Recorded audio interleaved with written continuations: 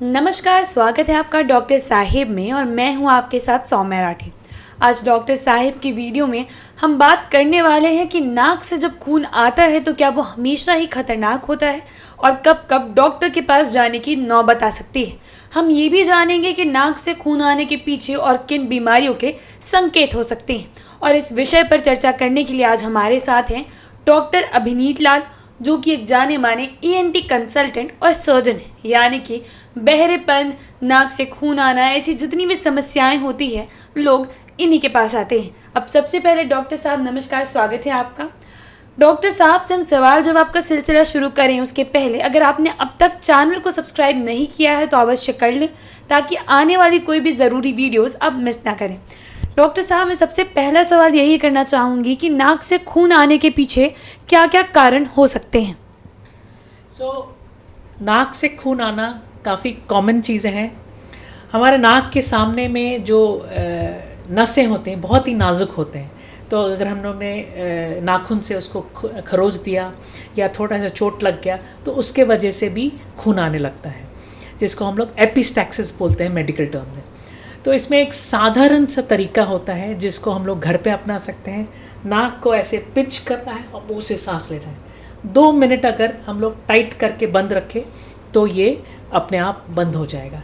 ये इस तरह है जैसे अगर हमारा कट हो गया उंगली में तो उसको हम लोग दबा के रखते हैं तो अपने आप बंद हो जाता है। इसी तरह अगर नाक से अगर छोटा थोड़ा सा खून आ रहा है तो एकदम टाइट से हम लोग बंद करते हैं तो अपने आप बंद हो जाता है। कभी कभी इसमें प्रॉब्लम होता है, जैसे जो मरीज़ ब्लड थिनर्स में हैं या जिसको हार्ट पेशेंट हैं जिनमें ऑलरेडी काफ़ी सारे दवाएं चल रहे हैं, उनमें खून नहीं रुकता है, तो इसमें फिर हम लोग नेज़ल पैकिंग करते हैं अथवा उसको कॉटराइज करते हैं। ये काफ़ी कॉमन चीज़ें हैं और घरेलू तरह से इसको हम लोग मैनेज कर सकते हैं। जैसे नाक पिंच करना और मुंह से सांस लेना है, तो 2 मिनट तक रखना है और ये अपने आप मोस्टली बंद हो जाता है। बच्चों में भी ऐसे ही हम लोग कर सकते हैं। बच्चों में अक्सर हम लोग देखते हैं कि नाक से खून आता है तो नाक एकदम टाइटली बंद करना है और मुंह से सांस लेना है 2 मिनट तक। नाक से खून आने पर अक्सर लोग घबरा जाते हैं, तो एक अहम सवाल ये है कि क्या नाक से खून आना हमेशा ही खतरनाक हो सकता है या कभी कभी लोग बेवजह ही घबरा जाते हैं।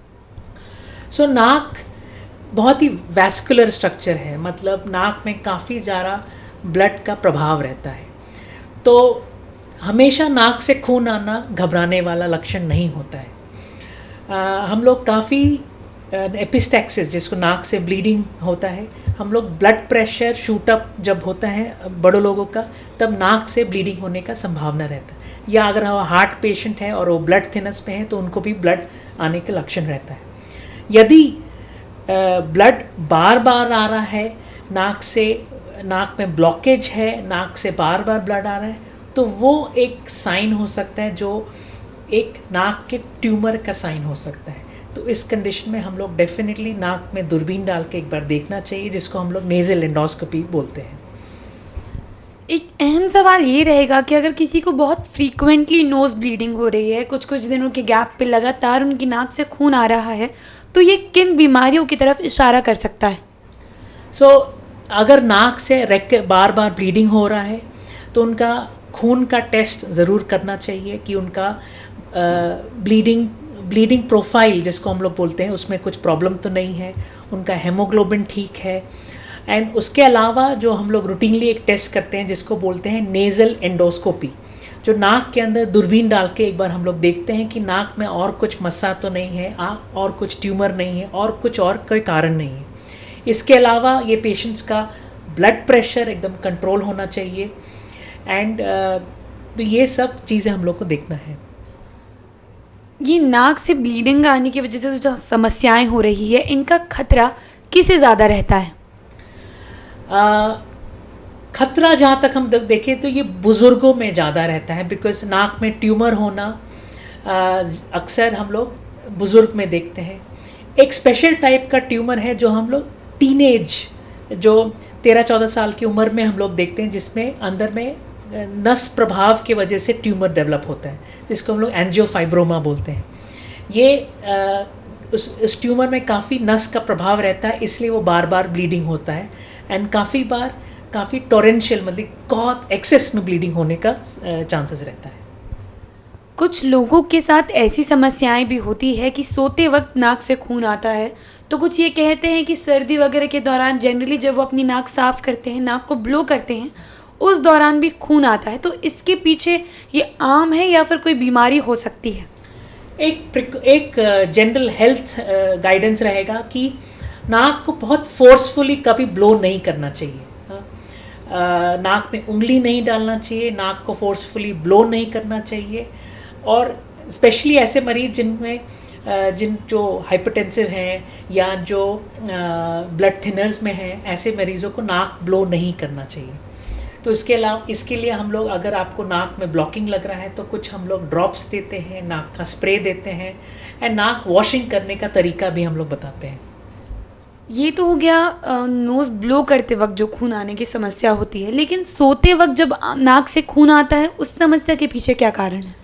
अगर सोते समय नाक से खून आ रहा है तो वो एक गंभीर समस्या का लक्षण हो सकता है। तो इसके लिए बहुत ज़रूरी है कि हम लोग एक बार, जैसे मैंने पहले बताया, एक नेज़ल एंडोस्कोपी करना आवश्यक है। इससे बचाव कैसे किया जा सकता है? आमतौर से जो मैंने आपको स्ट्रेट फॉरवर्ड बताया कि नाक में उंगली ना डालें, नाक का नाखून अगर बड़ा है तो वो इंजरी कर सकता है नाक के अंदर। नाक को फोर्सफुली ब्लो नहीं करें, नाक जोड़ से जो हम लोग ब्लो करते हैं, कभी कभी किसी का आदत होता है नाक ब्लो करना, और जोड़ से खकारना नहीं है। ये सब चीज़ें हम लोग अगर फॉलो करें तो काफ़ी हद तक जो रूटीन, जो मामूली जो ब्लीडिंग होता है वो कंट्रोल में रहेगा। तो देखा आपने कि किस तरीके से डॉक्टर साहब हमें बता रहे हैं कि नाक से खून आना जो अक्सर एक आम समस्या लगती है, जिसके लिए ये कहा जाता है कि ज़्यादा गर्मी है इसलिए नाक से खून आ गया, खेलते वक्त चोट लग गई इसलिए खून आ रहा है। इसके पीछे कभी कदार ट्यूमर जैसी बीमारियां भी हो सकती है। ऐसे में ज़रूरी है कि आप अपने स्वास्थ्य को लेकर ज़्यादा सतर्क रहें, और अगर रेगुलरली आपको नाक से खून आने की दिक्कत हो रही है तो अपने डॉक्टर से जल्द मुलाकात करके एक बार जांच करा लें, ताकि अगर कोई समस्या है तो समय रहते उसका इलाज किया जा सके। बहुत जल्द मुलाकात होगी डॉक्टर साहिब के अगले एपिसोड में। तब तक के लिए अगर आप इस वीडियो को फेसबुक पर देख रहे हैं तो पेज को लाइक और शेयर ज़रूर करें। अगर आप इसे यूट्यूब पर देख रहे हैं तो चैनल को सब्सक्राइब करें। आप हमें कमेंट सेक्शन में ये भी बता सकते हैं कि डॉक्टर साहिब से आपके और क्या सवाल हैं। धन्यवाद।